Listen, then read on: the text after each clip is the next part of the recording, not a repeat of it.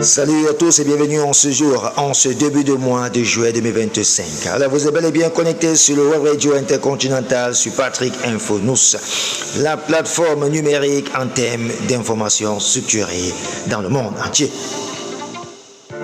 Nous saluons tous ceux qui nous écoutent et qui nous suivent de partout à travers le monde sur leur plateforme mobile, à travers la France, Paris, la Belgique, la Russie, le Canada et bien d'autres pays, l'Allemagne et tous d'autres pays africains.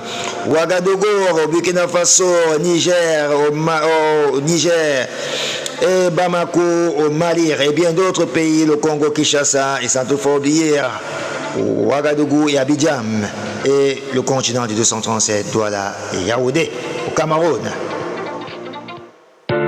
La polémique qui a battu son plein et l'enfort des réseaux sociaux depuis la Guinée équatoriale qui a causé de scandales sexuels à travers les réseaux sociaux a comparu devant la barre au nom de Balthazar et Konga depuis Malabo.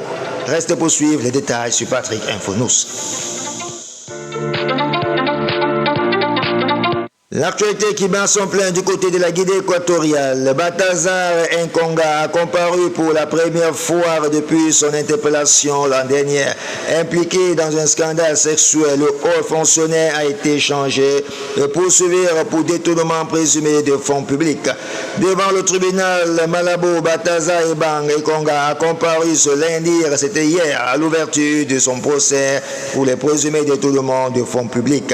À la tête de l'Agence nationale d'investigation financière, en abrégé ANIF, ce fonctionnaire équato-guinéen a été impliqué dans un scandale sexuel portant sur de nombreuses femmes avec scènes observées dans son bureau. Allez lire dans le détail sur notre page Facebook, vous taperez Patrick Info News.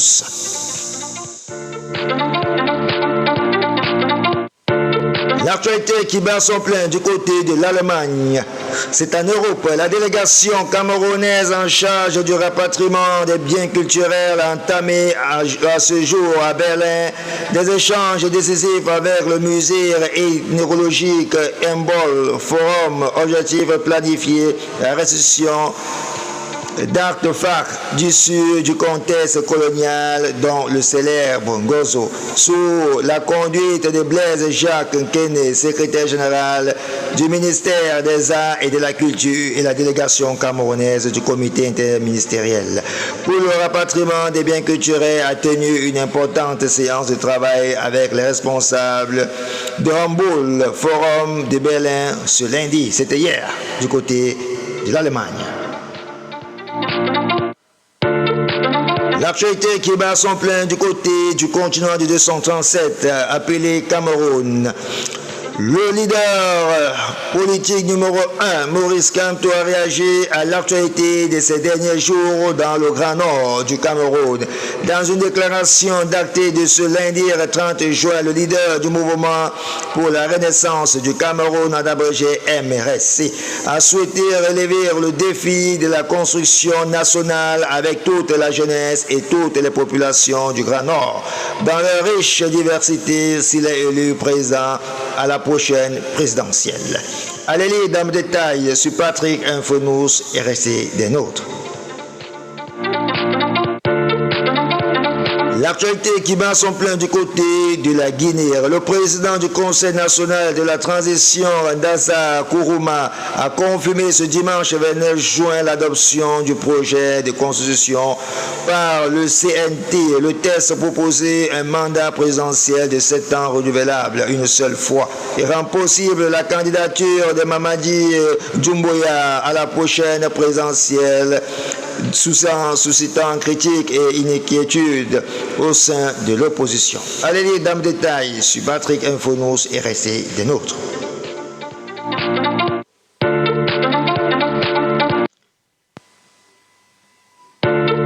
L'actualité qui bat son plein du côté du continent du 237 au Cameroun, dans la capitale, à Maroua, nécrologie, encore des cas de naufrages et noyades de cette fois-ci, c'est à Maroua, dans les eaux de Mayo d'Oussoungour. C'est tour dans la matinée, des sapeurs-pompiers ont été alertés d'un cas de noyade rapidement déployé sur les eaux du fleuve.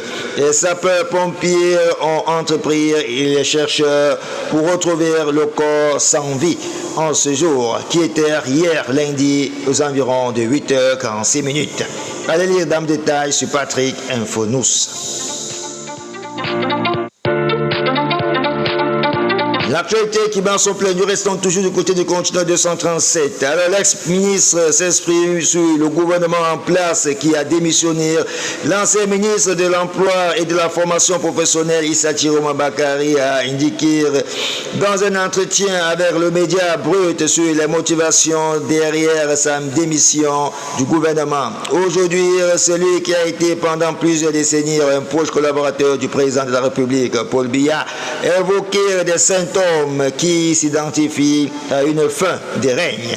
S'agissant de son rapport avec le gouvernement sous conteste, plusieurs symptômes qui convergent vers qu'on peut appeler le syndrome de fin de règne, a indiqué l'ex-ministre Issa Chiroma Bakari. Allez lire dans le détail sur Patrick Infonous et restez des nôtres. Au plaisir.